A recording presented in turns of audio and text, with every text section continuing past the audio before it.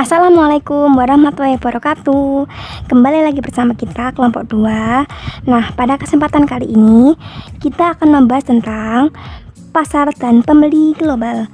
Nah, dengan saya di sini ada saya Rizka Nijria dan ada dua teman saya, ada Muhammad Adi Bayu Putra dan Azrita Ayu Rahmania. Yuk kita langsung mulai materinya. Yang pertama, kerjasama ekonomi.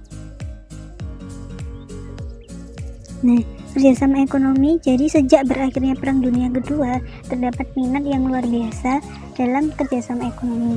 Antusiasme untuk kerjasama ekonomi telah dipacu dengan suksesnya masyarakat Eropa yang mendapat inspirasi dari ekonomi Amerika Serikat. Terdapat berbagai tingkat kerjasama ekonomi, berkisar pada perjanjian antara dua negara atau lebih untuk mengurangi hambatan terhadap perdagangan, sampai interogasi ekonomi sepenuhnya dari ekonomi kedua negara atau lebih. Kemudian sistem perdagangan istimewa. Nah, pengaturan ini paling dikenal di abad ke-20.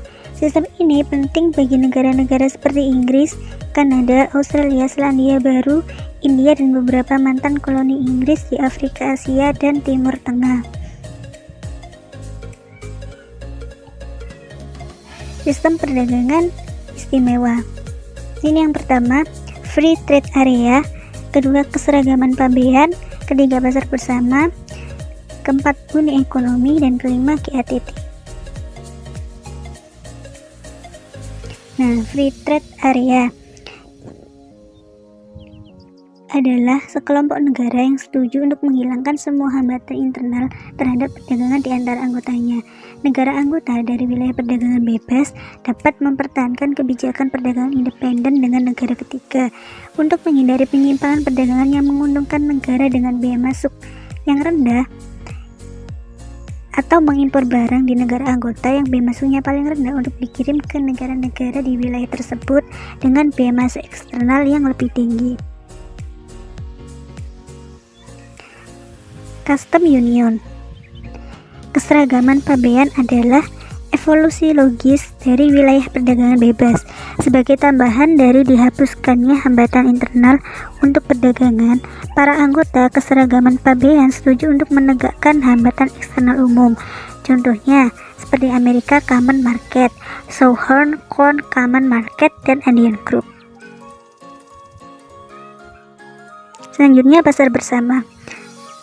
Sebuah pasar bersama untuk menghapuskan penghalang internal untuk melakukan perdagangan dan membuka penghalang eksternal bersama bagi tahapan penting selanjutnya dalam menghapuskan penghalang-penghalang aliran faktor atau tenaga kerja dan modal di pasar tersebut. Pasar bersama mengakibatkan terjadinya penghapusan penghalang tarif internal dan membuka penghalang eksternal bersama. Uni ekonomi atau Economic Union.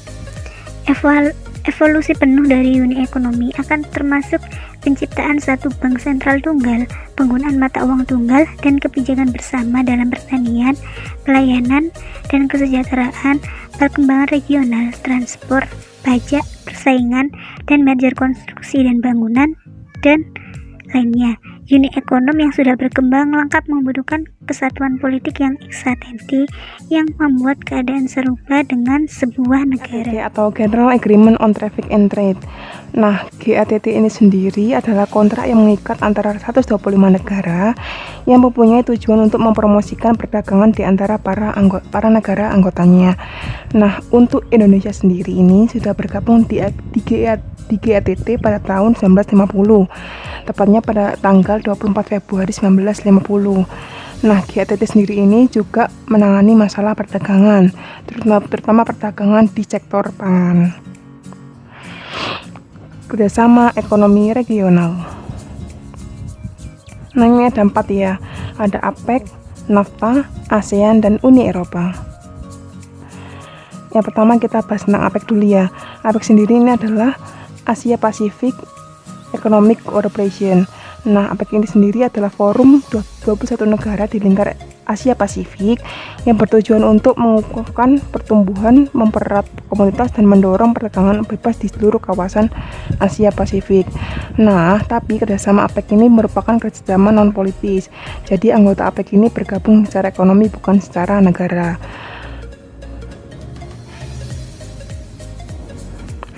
Yang selanjutnya ada NAFTA, North American Free Trade Agreement.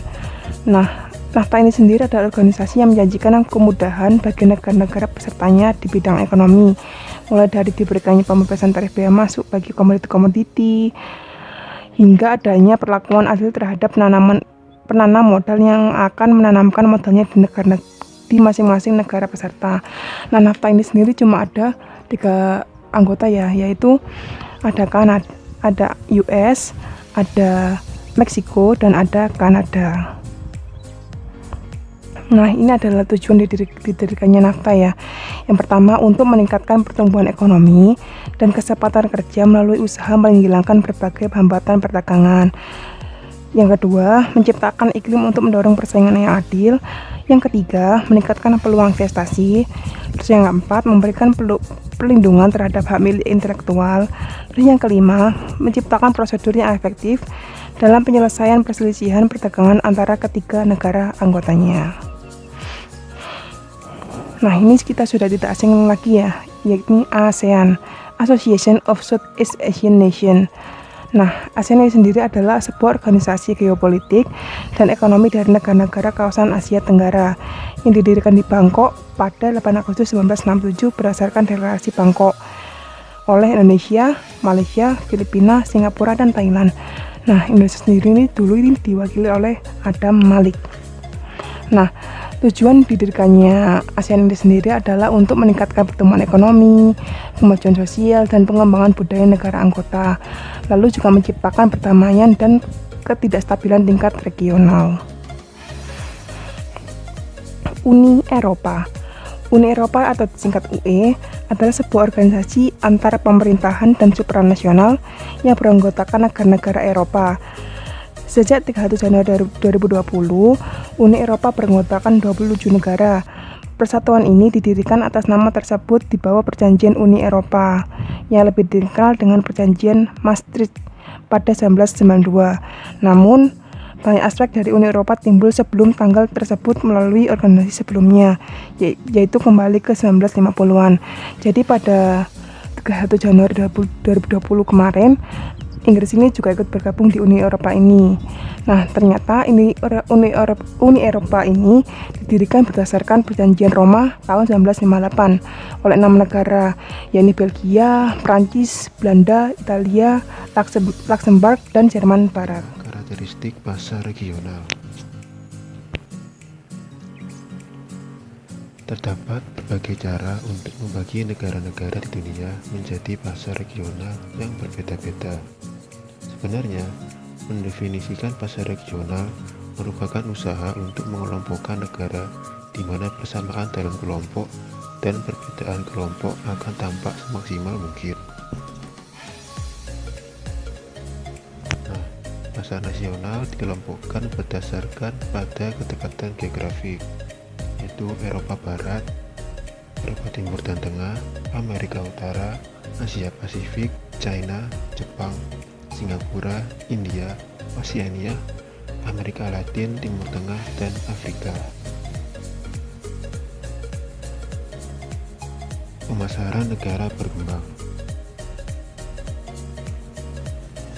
Kekurangan akan barang dan jasa merupakan masalah sentral di negara-negara berkembang, dan kebutuhan paling menekan adalah memperluas produksi.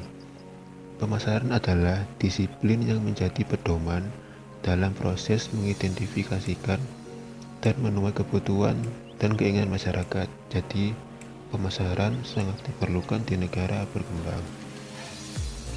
Peluang jangka panjang dapat dipertahankan di negara-negara berkembang. Contohnya sekarang ini perusahaan Nike hanya memproduksi dan menjual sebagian kecil dari outputnya di China.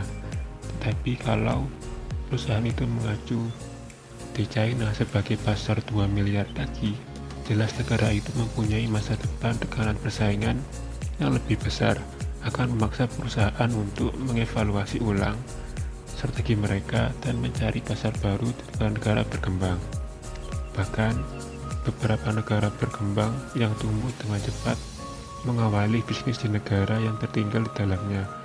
Pasar yang makin berkembang dapat hilang akibat sikap tak acuh dari pesaing asing akan masuk terlebih dahulu.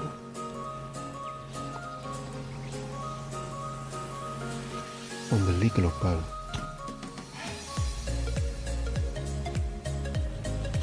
Jadi setiap pembeli adalah unik dan semua pembeli menjalani proses yang sama dalam melakukan keputusan pembelian.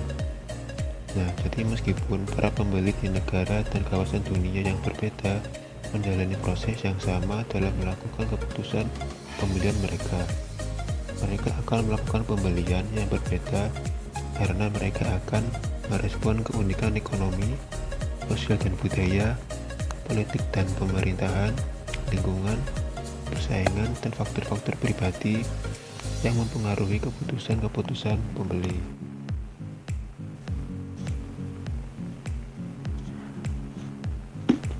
Rencana pemasaran global. Nah, jadi Penting bagi pemasar memiliki pandangan yang luas mengenai keadaan alamiah kawasan-kawasan yang ada di dunia ini, sehingga mereka tidak akan membuat kesalahan serius dalam mengembangkan pemasaran mereka. Nah, dalam kebanyakan kasus, perusahaan disarankan untuk menyiapkan dengan baik rencana-rencana mereka yang berkaitan dengan kawasan perkembangan dan negara. Baik, sekian dari kelompok kami. Mohon maaf sebelumnya. Terima kasih.